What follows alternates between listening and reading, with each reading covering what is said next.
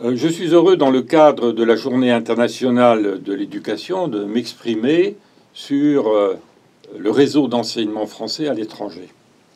La France a la chance, dans le cadre de sa diplomatie d'influence, de disposer de plus de 500 établissements scolaires, que ce soit établissements primaires ou secondaires, un peu partout dans le monde. Je crois qu'au total, c'est 130 pays qui accueillent ces établissements, et donc une majorité d'étrangers. Donc nous sommes bien là au cœur de la diplomatie d'influence. Et il y a un acteur principal, deux acteurs principaux. D'abord, l'Agence pour l'enseignement français à l'étranger, qui est l'opérateur public sous la tutelle du ministère des Affaires étrangères. Et il y a aussi la Mission laïque française, qui est l'acteur historique, qui a été créé en 1903 à Thessalonique, Salonique à l'époque, et encouragé par les autorités ottomanes, et qui s'est installé en 1906 au Liban. Alors au total, donc nous sommes la mission laïque française que j'ai présidée pendant une dizaine d'années, s'étend surtout sur le parcours méditerranéen. C'est le Liban, c'est la Syrie, on est obligé de fermer en raison des événements, c'est l'Égypte.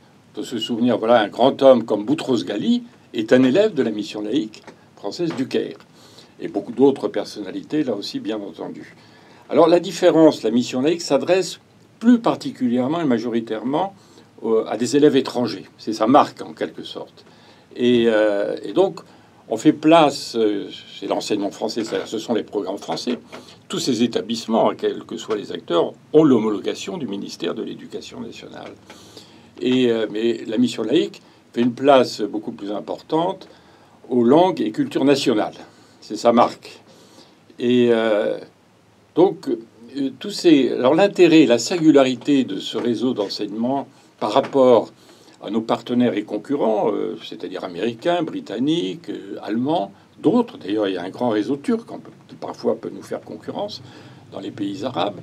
C'est que on est constitué en réseau et que chaque élève, du moment qu'il est dans un établissement homologué, peut rentrer dans un établissement du même type, que ce soit l'opérateur public, la mission laïque ou d'autres acteurs, sans avoir à passer de concours ou d'examen, et puis rentrer dans un établissement scolaire en France. Voilà, ça c'est l'idée de réseau.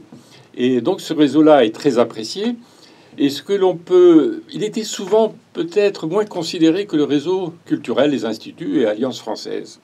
Mais le président de la République, qui a fait un discours qui a été remarqué en mars 2018 autour de la francophonie à l'Académie française, donc a annoncé le doublement des effectifs. C'est-à-dire on passerait de 350 000 élèves à 700 000. Bon, je pense qu'il n'y a pas eu réellement, à l'horizon 2025-2030, il n'y a pas eu réellement, disons, d'évaluation. Ce serait, à mon avis, difficile, et pour différentes raisons aussi, d'atteindre cet objectif très ambitieux. Et ce que je crains, c'est qu'il a été annoncé à cette occasion, c'est le Quai d'Orsay qui est en charge de la mise en œuvre de cette volonté présidentielle, c'est de faire appel au privé. Je veux dire, pourquoi pas?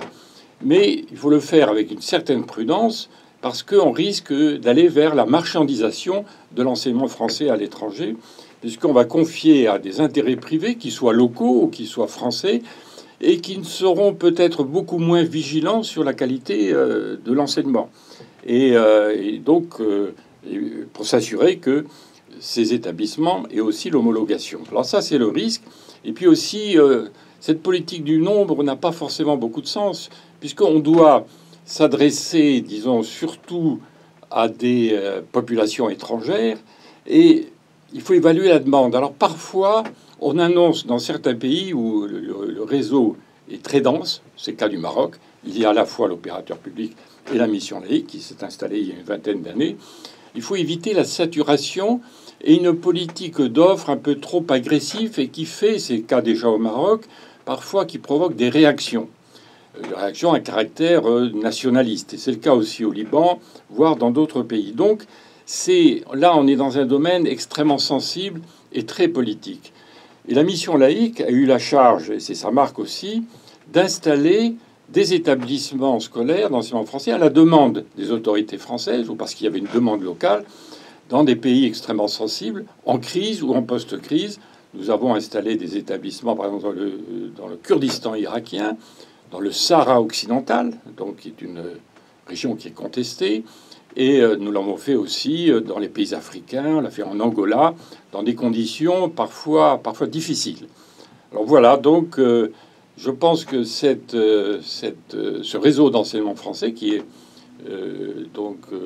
devrait se développer, mais le message que je fais passer, c'est de s'assurer que la qualité de l'enseignement et aussi des infrastructures. Le problème par rapport à nos concurrents et partenaires européens, voire américains, c'est que les établissements sont des établissements modernes avec les équipements sportifs et autres, ce qui est moins le cas. Alors au lieu de se précipiter vers le doublement des effectifs et des établissements, améliorons l'existant.